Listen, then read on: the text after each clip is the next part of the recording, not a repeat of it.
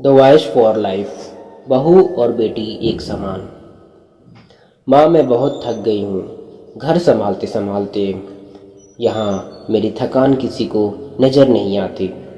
कुछ दिन आराम करना चाहती हूँ। सोच रही हूँ कुछ दिनों के लिए अपने मायके आ जाऊँ। आते हुए अपने बच्चों को भी साथ ले आऊँगी। वे वहीं से स्कूल चले जाएंगे। आखिर एक ही शहर में ससुराल और मायका होने का कुछ तो फायदा मिले। अनीता ने फोन पर अपनी माँ से कहा। शारदा जी ने दूसरी तरफ से कहा, हाँ बेटा, जब तेरी इच्छा हो आ जाना। आखिर ये तेरा भी तो घर है। ठीक है माँ, मैं कल ही आ जाऊंगी। अनीता खुश हो बोली, मैं तुम्हारा इंतज़ार करूंगी। अभी मैं फ़ोन रखती हूँ, मुझे मंदिर भी जाना है। शारदा जी ने फ़ोन रख दिया और सीधे किचन में गईं। किचन में खाना बना रही बहू से बोली, अरे अनुपमा, सुनो, कल तुम्हारी ननद आ रही है। आज बाजार जाकर फल सब्जी और मिठाइयाँ लेकर आना। बेचारी मेरी बेटी ससुराल में नौकरों की तरह काम करती है और उस पर कोई ध्यान ही नहीं देता। यहाँ आएगी, कुछ दिन रहेगी तो उसका मन और तबीयत अच्छे रहेंगे। सास के मुंह से ऐसी बातें सुनकर राधा का चेहरा उतर गया।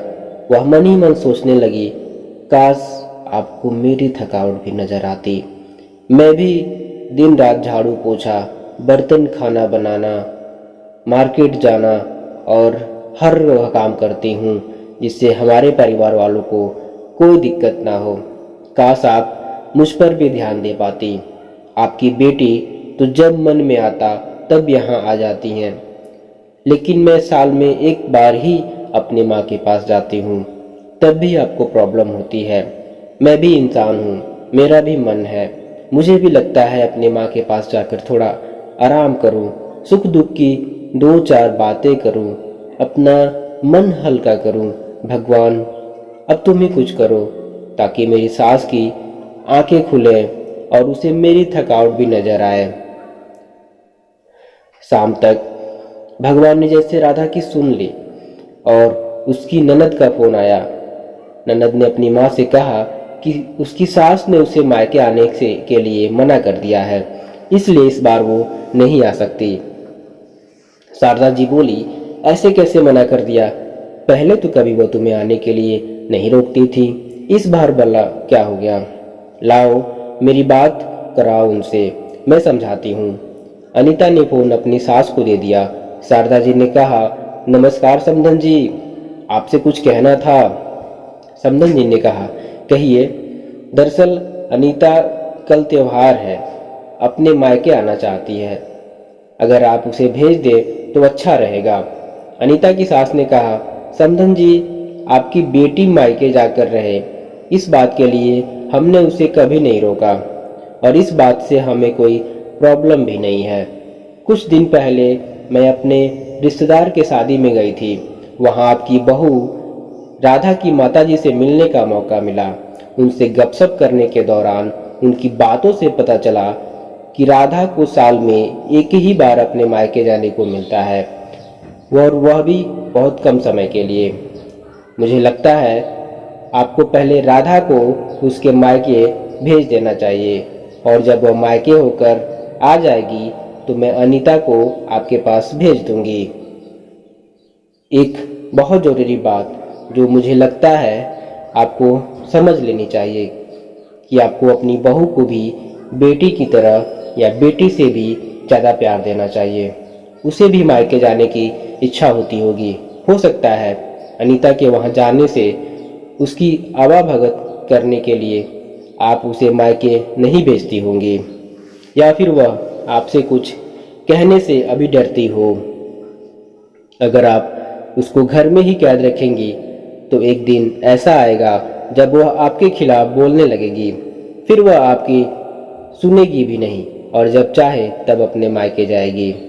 ऐसी परिस्थिति आए, इससे अच्छा है कि आप ही कुछ बदलाव अमल में लाएं जिससे आपका रिश्ता और रिश्तों की मिठास खराब ना हो।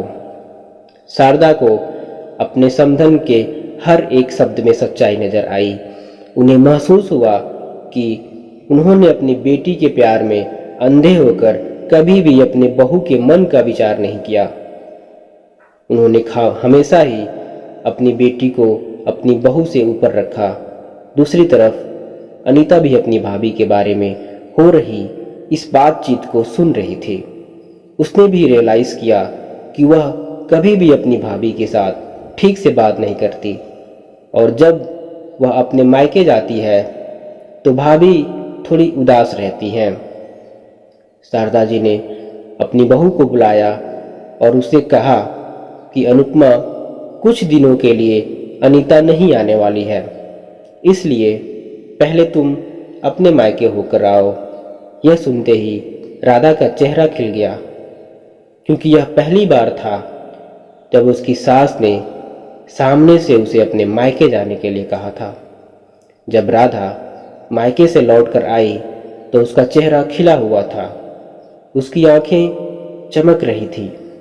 राधा के आने के बाद अनीता भी अपने मायके से आई और इस बार वो खुद सामने से अपनी भाभी से खुशी खुशी मिली और अच्छे से बात की। अनीता ने अपनी माँ से बात करके उन्हें भी अच्छे से समझने में मदद की कि वह कहीं न कहीं राधा के साथ गलत व्यवहार कर रहे थे। दूसरी तरफ राधा अपने ससुराल वालों के बदले रवैये से बहुत खुश थी। अब वह खुशी खुशी सबका ध्यान रखती और हर काम प्यार से करती। वह ध्यान रखती कि कोई भी ऐसी बात या काम ना करे जिससे घर में तनाव का माहौल पैदा हो। एक छोटे से बदलाव ने सास, बहू और भाभी, ननद के बीच की कड़वाहट को दूर कर दिया और रिश्तों को और भी ज़्यादा मीठा और मजबूत कर दिया।